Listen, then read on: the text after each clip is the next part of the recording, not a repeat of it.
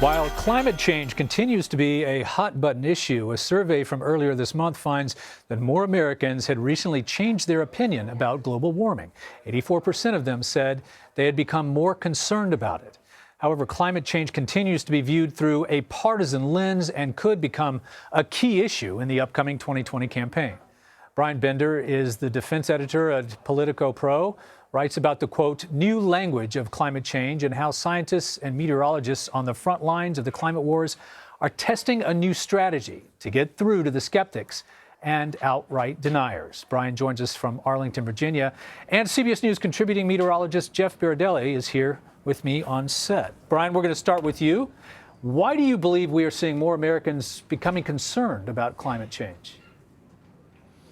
Well, I mean, I think the polls are pretty clear that as more and more of these unusual weather events are taking place, the more costly they are, the more average Americans see the real impact in their daily lives.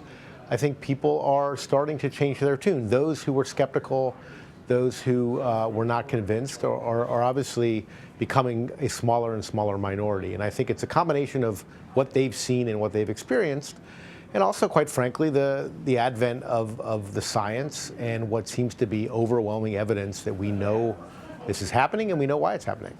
Last week, the president tweeted, large parts of the country are suffering from tremendous amounts of snow and near record-setting cold. Amazing how big the system is. Wouldn't be bad to have a little of that good old-fashioned global warming right now. So, all right, Jeff, what are some of the misconceptions about global warming? And in fact, isn't that term itself, global warming, part of the problem with people understanding what's going on? Well, in general, the globe does warm, but regionally, we obviously see cold air. It is winter. It still gets cold. There are some theories, and they're good theories, that climate change can cause more extremes in the jet stream, which can actually make it colder for times during the wintertime. We saw it last winter across the United States, and there's a chance that some of what we're about to see in the eastern United States, almost record cold in a lot of places, could very well be due to these big undulations in the jet stream due to more extremes from climate change. So during winter, it does get cold, but the majority of the world right now is warmer than average. It's just where you live. People have a perception of the climate being where they live, but the climate is huge. Well, especially the Arctic. We know that the ice caps are melting. Yeah. Even Alaska had unusual warm weather for the past 2 or 3 years. Yeah, Alaska's temperatures have gone up tremendously. We're talking something like 7 degrees above where they normally are, a lot.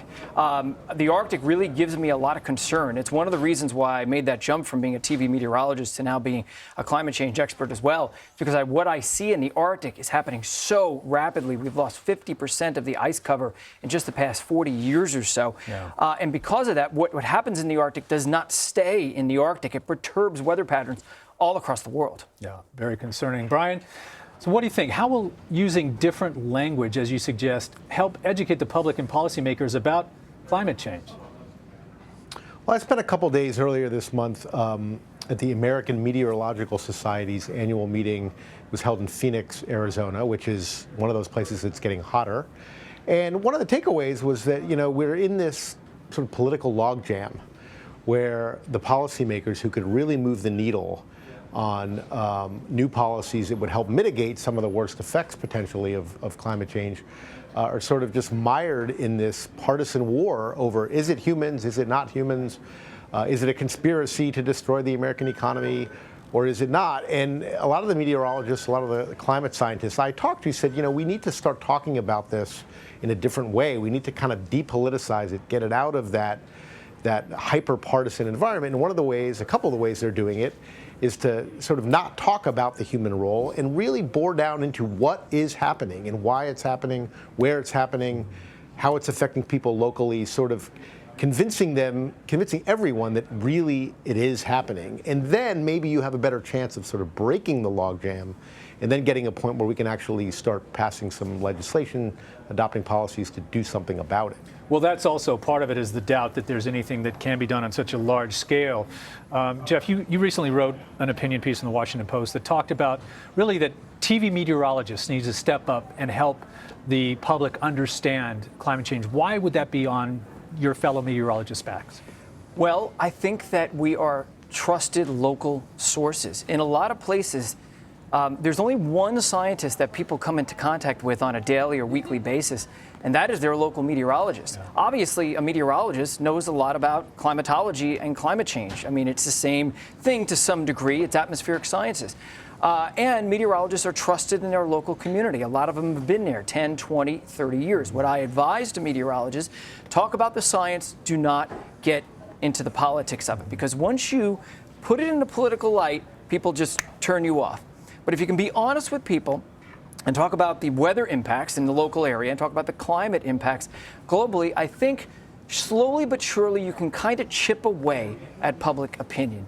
And I think it is, I won't say it's a responsibility of meteorologists, but I would say it's a great opportunity for them to be part of a solution to what is going to be and is becoming, honestly, a crisis around the world. Jeff, I'm going to give you a chance to give your favorite statistic about the percentage of scientists who believe it is an issue and that humans have had impact.